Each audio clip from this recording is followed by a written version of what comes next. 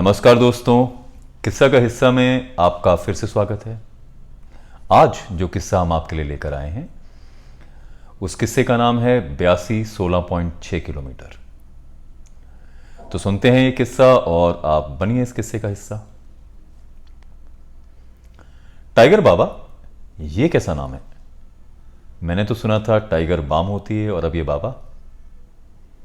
मेरे इस सवाल पर विपिन केवल मुस्कुरा दिया और दूर गाड़ी के पास खड़ा संदीप भी धीरे धीरे मुस्कुरा रहा था। चलिए आपको शुरुआत से किस्सा सुनाते हैं। शिवपुरी चलना है, लेकिन मैंने सुना है आजकल वहां राफ्टिंग बंद है। लेकिन जब मैंने विपिन को बताया कि नहीं, अभी भी कुछ कैंप हैं जो राफ्टिंग करवा रहे हैं, तो विपिन झट से राजी हो गया। और विपिन के साथ ये बात है भी, अक्सर इस तरह के ट्रिप्स, एडवेंचर या एक्सपीडिशंस में जाने के लिए विपिन हमेशा तैयार रहता है। दिसंबर का महीना था और सामने एक लॉन्ग वीकेंड दिखाई दे रहा था। अब अगर लॉन्ग वीकेंड हो और आपने दोस्तों के साथ या परिवार के साथ कोई प्रोग्राम नहीं बनाया है तो सोशल मीडिया पर अक्सर आपको बोरिंग इंसान मान लिया जाता है। लॉन्ग वीकेंड गया और आपने अपनी डीपी अगर चेंज नहीं की या सोशल स्टेटस अपडेट नहीं किया तो ऐसा समझ लिया जाता है कि आपकी जिंदगी में कुछ खास हो नहीं रहा है। बहरहाल हमारे साथ ऐसा नहीं था, लेकिन फिर भी वीकेंड था तो हमें लगा कि चलिए लॉन्ग वीकेंड का फायदा उठाया जाए और कहीं बाहर जाया जाए।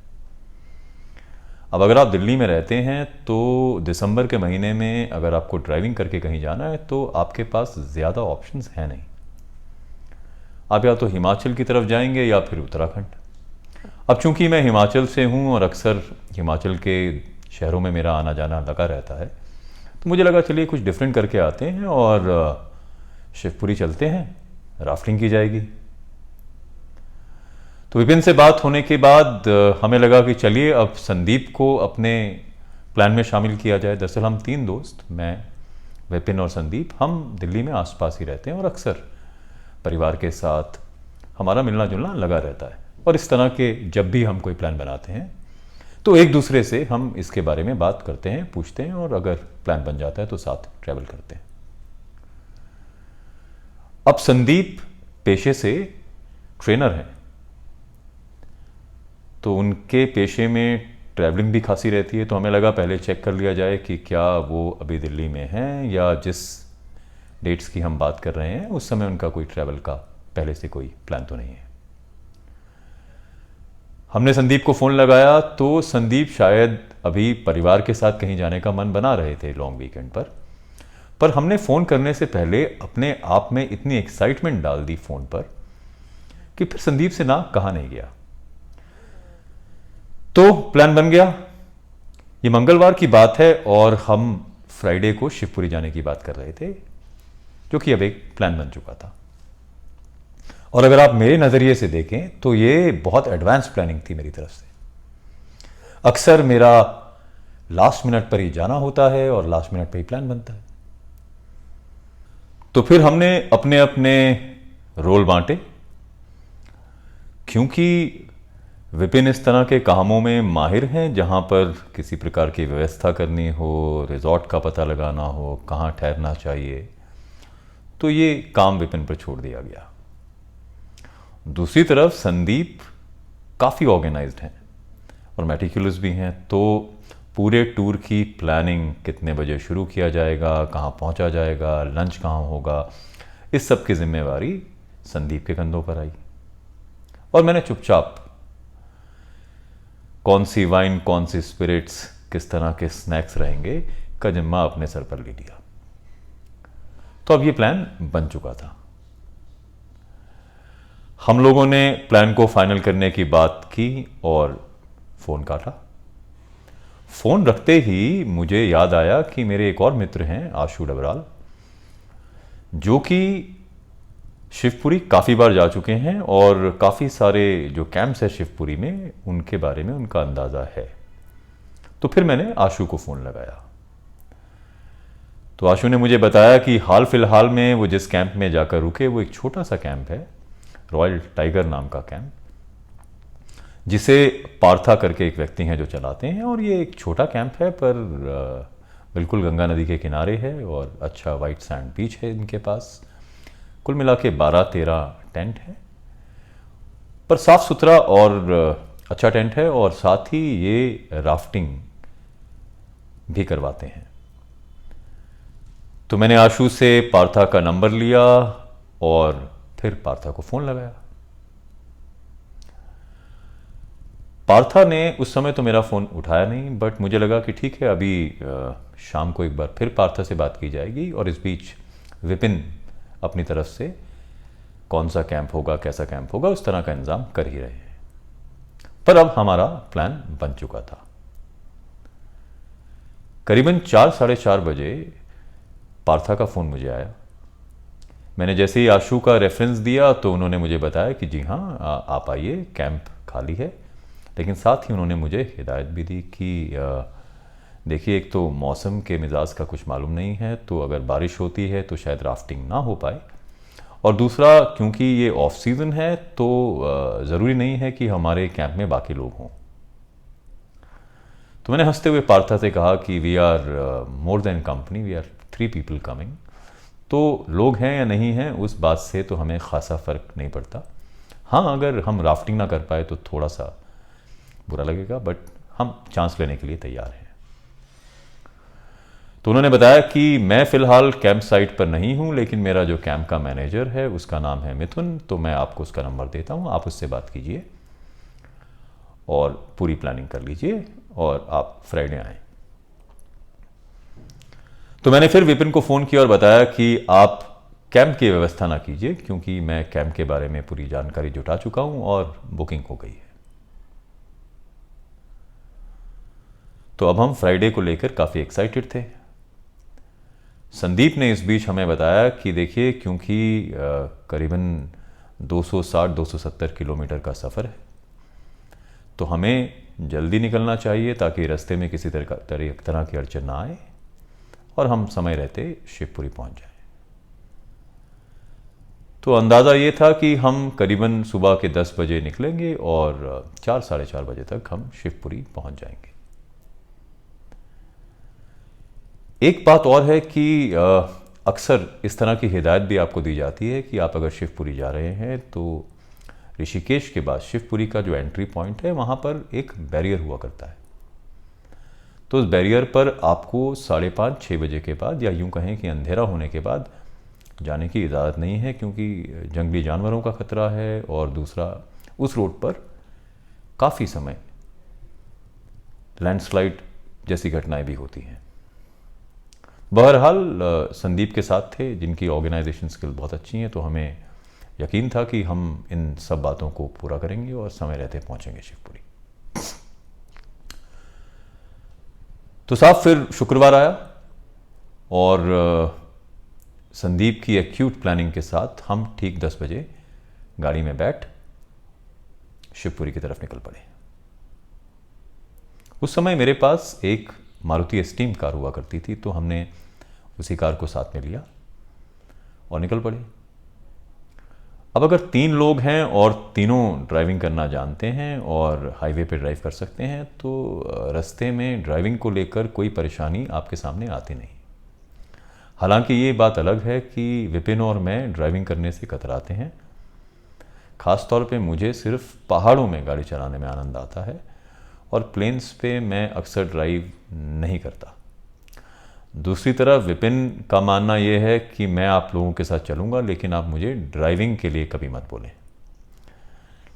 मैं आराम से पीछे सीट पे बैठकर आप लोगों को किस्से कहानियाँ सुनाऊँगा, आप लोगों का मनोरंजन करूँगा, पर ड्राइविंग नहीं करूँगा।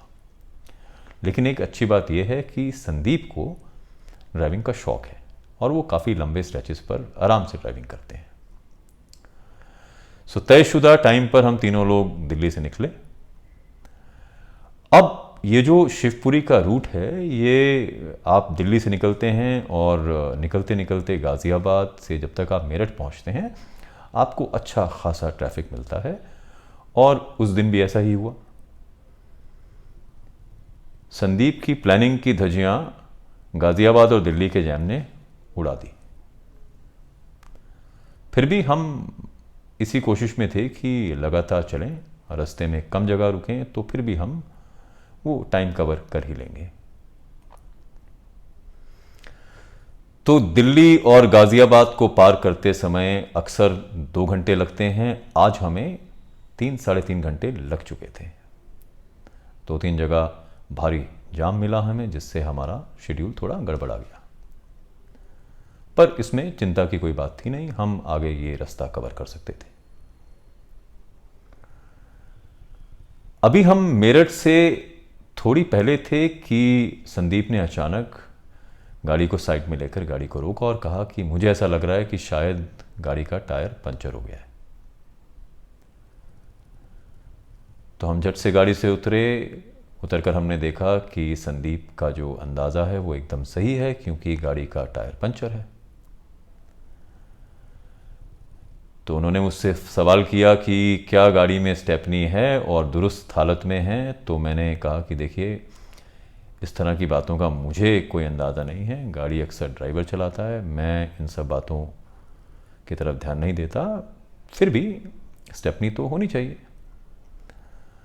तो हमने उतर के डिक्की में से अपना सामान बाहर किया और देखा कि स्टेपनी थी।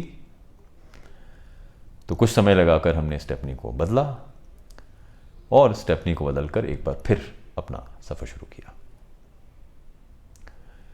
मेरठ गुजरा और मेरठ के बाद दूसरा शहर आता, उससे पहले संदीप को गाड़ी एक बार फिर रोकनी पड़ी, क्योंकि उन्हें अब फिर लग रहा था कि देखिए शायद टायर में फिर कोई गड़बड़ है।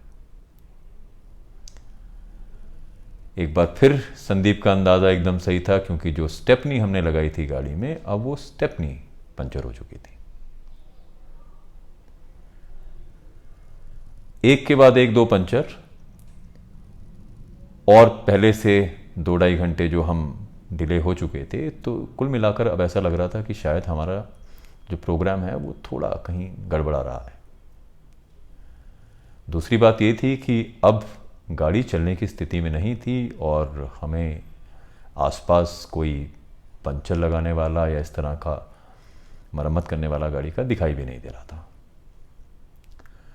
फिर भी हम गाड़ी से उतरे और कोशिश करने लगे कि किसी को रोक के पूछा जाए कि शहर से पहले क्या किसी तरह का इंतज़ाम है कि गाड़ी का पंचर लगाया जाए। तो इतनी देर में हमने देखा कि एक विक्रम, जो ऑटो का थोड़ा सा बड़ा रूप है, उस तरीके की एक गाड़ी आ रही है। तो हमने उसको हाथ दे के रोका और उससे सवाल किया कि भैया, ये गाड़ी का पंचर कोई लगाएगा आसपास? तो उसने कहा कि हाँ, यहाँ से करीबन 300 या 400 मीटर दूर ही एक पंचर की दुकान है लेफ़्ट साइड पर, और वो आपका पंचर लगा देगा, गाड़ी ठीक कर देगा। तो हमने एक दूसरे की तरफ देखा, अब कौन साहसी सामने आकर गाड़ी का टायर उठाकर पंचर की दुकान तक जाएगा।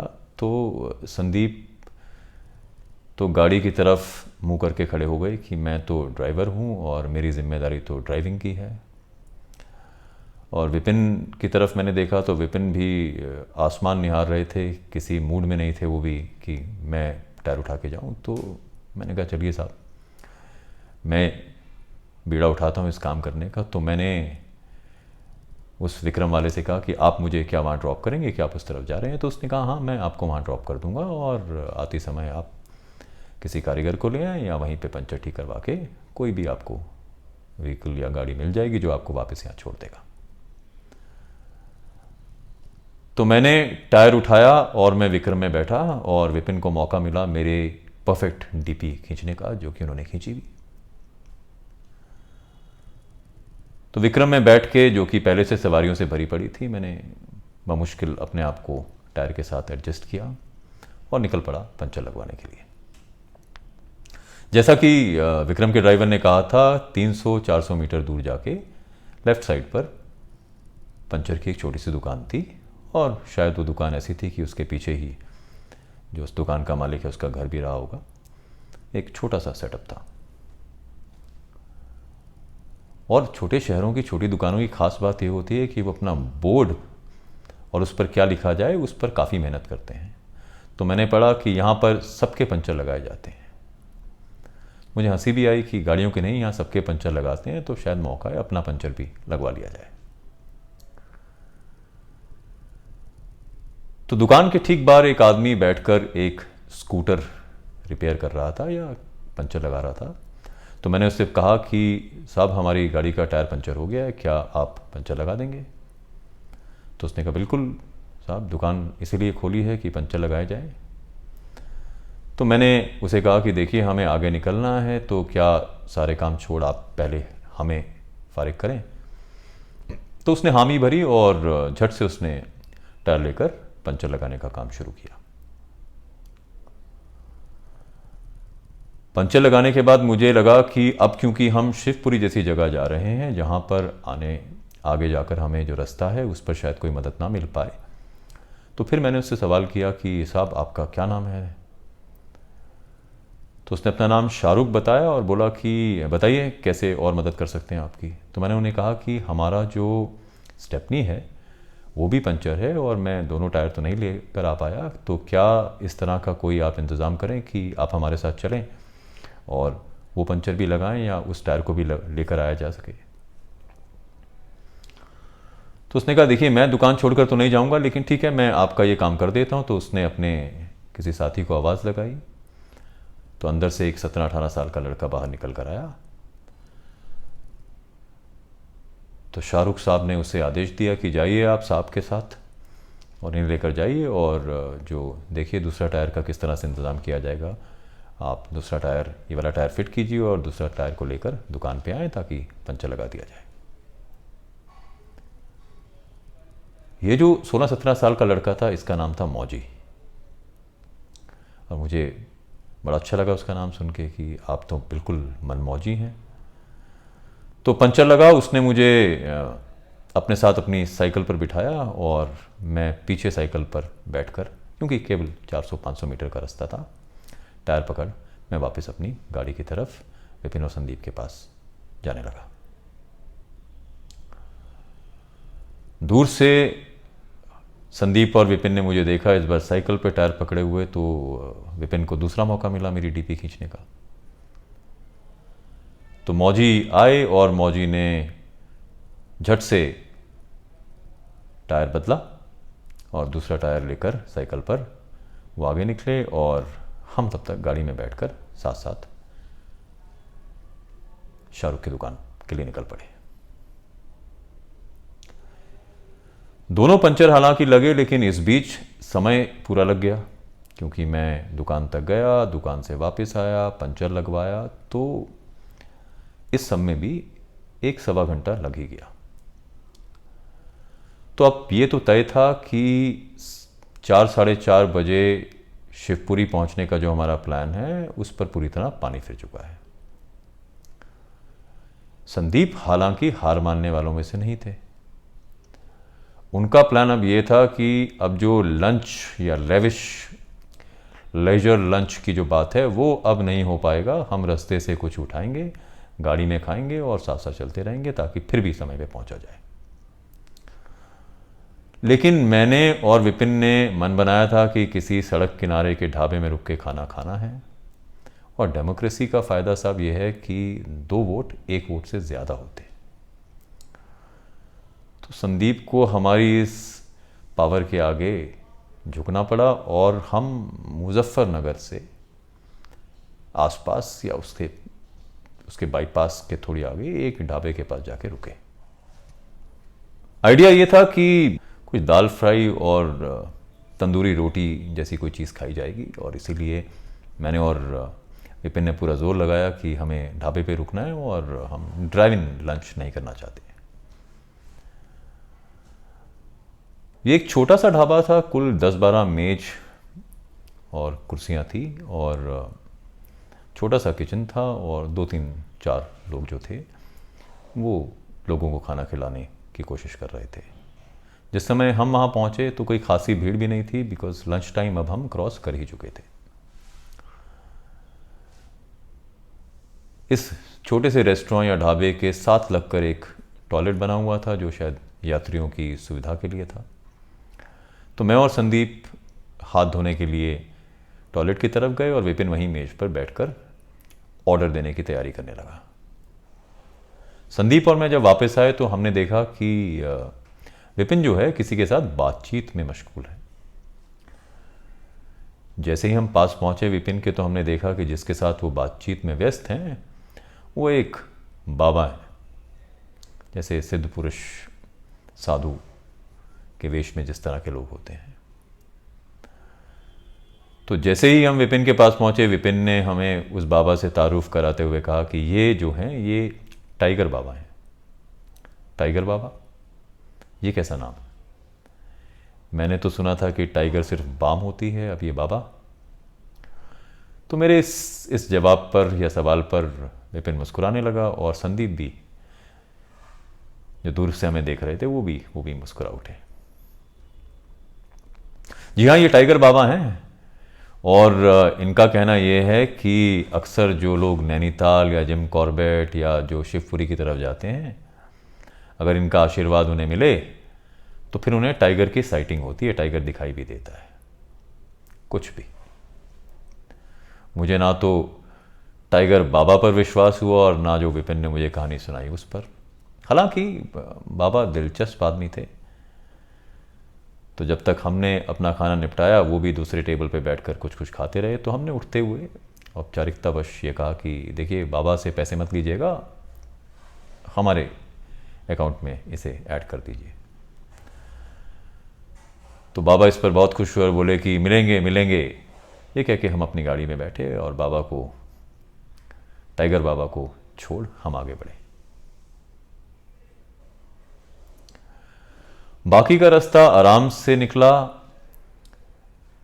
ड्राइविंग मैंने और विपिन ने बिल्कुल नहीं की, संदीप ड्राइविंग करते रहे और फिर रुड़की गुजरा।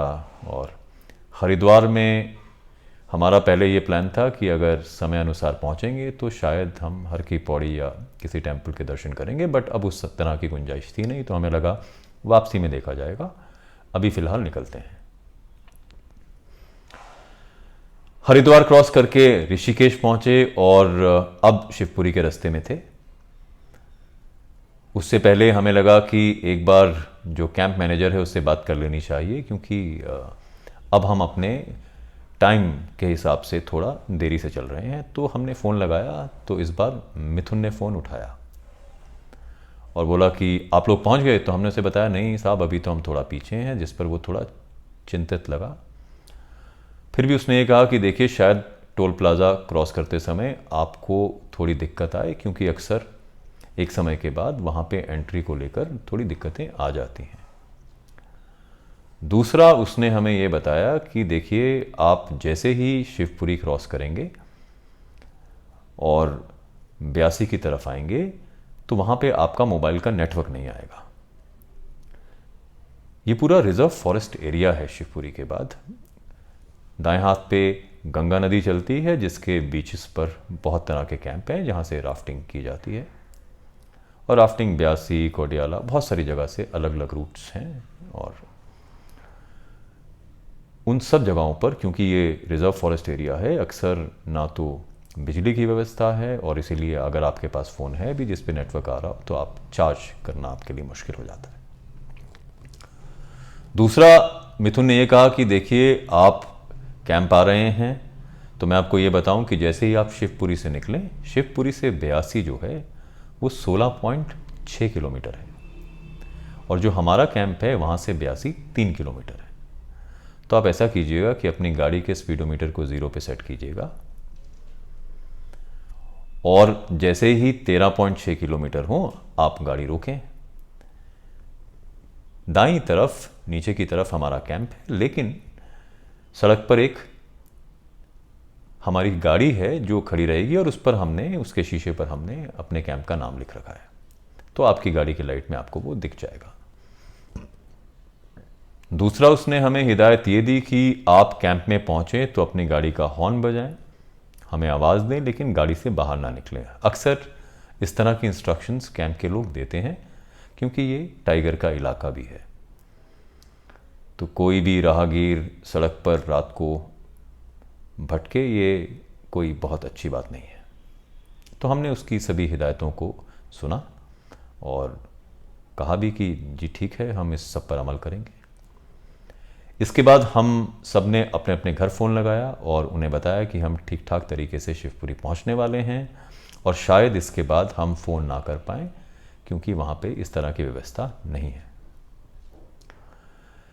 सब काम निपटाया, ऋषिकेश पहुंचे। ऋषिकेश से शिवपुरी हालांकि 2 रास्ते जाते हैं, लेकिन हमने जो आसान वाला रास्ता है, जो छोटा रास्ता है, उसी को लिया और हम अब शिवपुरी टोल पे पहुंच गए।